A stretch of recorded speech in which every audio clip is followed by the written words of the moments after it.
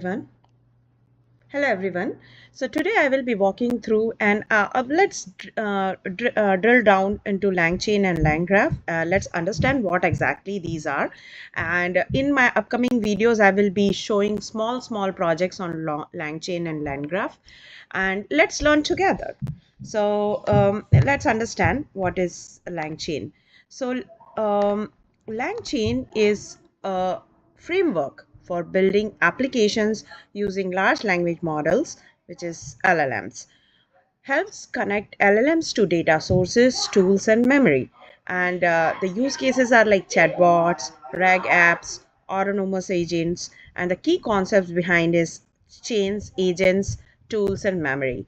So, like take an example, like every organization now they are able to leverage ChatGPT or Gemini or Claude or any LLM tool, but those tools have whatever the information those frameworks have, only that information we can pull out. But what if we want to integrate our data, our tools, our applications, and fetch out information about that, or automate or come up with the AI agents by leveraging these frameworks? We need these frameworks, LangChain and LangGraph. So that's what like we need to learn gradually. Now, LangChain key components, chains. So, sequence of steps for processing inputs or outputs.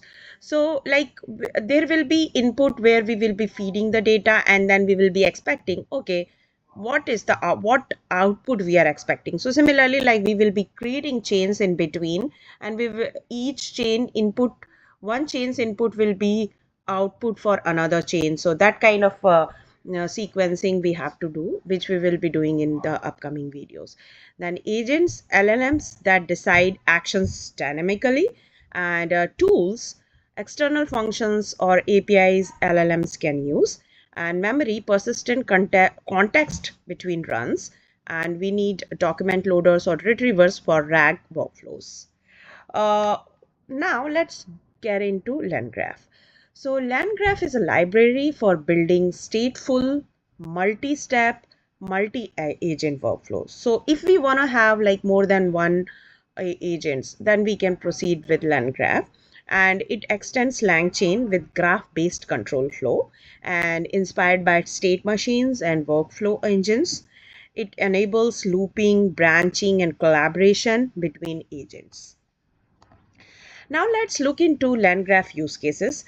So it's complex agent workflows like multi-agent collaboration, document review and summarization pipelines, autonomous coding assistants, multi-step customer support bots, and now ecosystem tools to know like LlamaIndex, document indexing and retrieval, which is RAG, Pinecone or Chroma, which is a vector database, Gradio or Streamlit UI for LLM apps. Gradio I have used in one of my projects to come up with a AI palindrome random generator, or checking that okay that this word is a palindrome or not, or sentence is the palindrome or not. So I use Gradio there. You can see in my one of the video. Now, CrewAI and AutoGen, multi-agent coordination frameworks, and LangFuse, Helicon, which is observability or logging for LLM apps. Now, getting started with LangChain and LangGraph. Install. So we can install like here is the command like pip install LangChain and LangGraph OpenAI, or try basic chains, then move to agents or tools and explore LangGraph for stateful workflows. Use vector stores plus retrievals for RAG apps, and visualize and log interactions for improvements. So just wanted to give an idea about what is LangChain and LangGraph is, and down the line we can get into depth of these two frameworks, get an understanding, come up with the small projects, so that you and those projects will be very practical, like restaurant. If we want to get information about that, okay, I'm going to open a new restaurant.